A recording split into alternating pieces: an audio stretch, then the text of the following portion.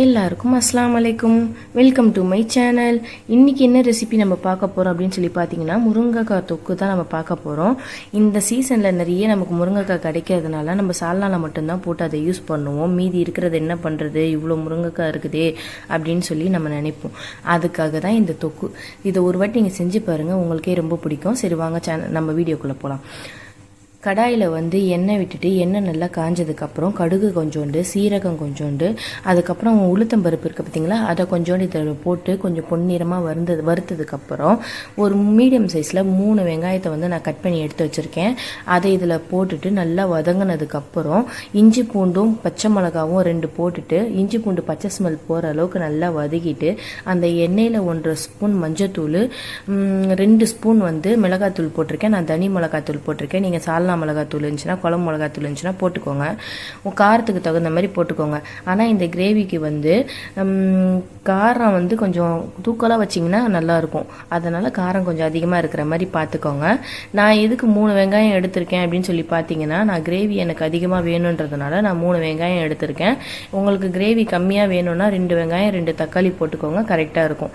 இப்போ வெங்காயத்தில் நம்ம மசாலா போட்டு வதக்கணும் பார்த்தீங்களா, அது நல்லா எண்ணெய் பிரிஞ்சு மேலாப்பில் இருக்கும். அந்த மசாலா ஸ்மெல் போனதுக்கப்புறம் தக்காளி நம்ம 3 தக்காளியை வந்து மீடியம் சைஸில் கட் பண்ணி வச்சுருக்கேன். அதையும் இதில் போட்டுட்டு உப்பு போட்டு மூடி வைக்கணும், கிண்டி விட்டு மூடி வைக்கணும். ஏன்னா அப்போ தான் தக்காளி வந்து சீக்கிரமாக வதங்கிடும், அந்த எண்ணெய்லாம் பிரிஞ்சு வந்துடும். அதனால நான் இப்போ மூடி வச்சுட்டு ஓப்பன் பண்ணுறேன் பாருங்கள்.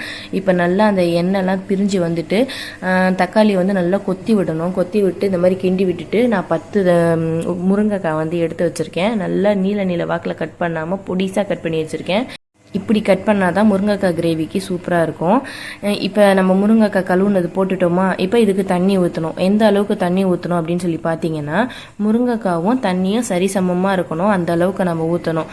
எப்படின்னு சொல்லி பார்த்தீங்கன்னா, மேலே வந்து முருங்கைக்காய் இந்த அளவுக்கு தெரியணும், அந்த அளவுக்கு நம்ம ஊற்றி விட்டுட்டு நல்லா கிளறி விட்டுட்டு அதுக்கப்புறம் நம்ம மூடி வைக்கணும். மூடி வச்சுட்டு ஒரு 5 நிமிஷம் இல்லைன்னா ஒரு 2 நிமிஷம் கழிச்சு நீங்கள் ஓப்பன் பண்ணி பாருங்கள். பார்த்தீங்கன்னா நல்லா ஒரு பாதி வேக்காடு அளவுக்கு இந்த மாதிரி வெந்திருக்கும். இந்த மாதிரி வெந்ததுக்கப்புறம் மறுபடியும் வந்து நீங்கள் கிளறி விட்டுட்டு மறுபடியும் ஒரு 2 நிமிஷம் நீங்கள் மூடி போட்டு எடுத்தீங்க அப்படின்னு சொல்லி சொன்னால் நல்லா கிரேவி வந்து நல்லா சூப்பராக திக்காக உங்களுக்கு கிடச்சிரும். நல்லா இப்போ இன்னொரு வாட்டி நான் மூடி வச்சுட்டு நான் காட்டுறேன் பாருங்கள். அந்த அளவுக்கு ஆனதுக்கப்புறம் நீங்கள் எடுத்து பார்த்தீங்க அப்படின்னு சொல்லி சொன்னீங்கன்னா உங்களுக்கு வந்து நல்லா கொலன்னு இருக்கும்.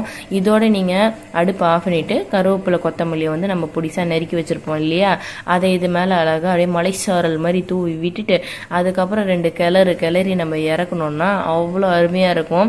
இதை நீங்கள் சாப்பாடோட வச்சு சாப்பிட்டாலும் சூப்பராக இருக்கும், தட்டில் வந்து தனியாக போட்டு சப்பி போட்டாலும் சூப்பராக இருக்கும், டேஸ்ட்டாக இருக்கும். இதை ஒரு வாட்டி செஞ்சு பார்த்துட்டு கமெண்டில் சொல்லுங்கள் எப்படி இருந்துச்சுன்னு சொல்லி.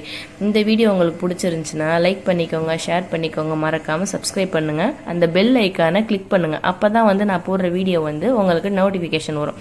ஓகே வாங்க, இப்போ நம்ம செஞ்சாச்சு. டெஸ்டிங்க்கு வந்து நம்ம பபுள் கார்ன் அப்ஸில் வந்து கூப்பிட்டுடலாம். அவரோட ரியாக்ஷன் என்ன கொடுக்குறாருன்னு பாருங்கள் நீங்களே. அவருக்கு எதனால் டேஸ்டிங்க்கு வந்து இவரை கூப்பிட்றோம் அப்படின்னு சொல்லி பார்த்தீங்கன்னா, அவருக்கு டேஸ்ட் பண்ணுறதுனா ரொம்ப பிடிக்கும். சால்னா ரெடி ஆயிடுச்சான்னு எப்போவுமே கேட்டுகிட்டே இருப்பார். பக்கத்துலேயே நின்றுட்டு டேஸ்ட் பார்த்துட்டு கரெக்டாக சொல்லுவார். உப்பு இருக்குது, காரம் இருக்குதுன்னு கரெக்டாக சொல்லுவார். அதனால தான் நம்ம பபுள் கார்னை கூப்பிட்ருக்குறோம்.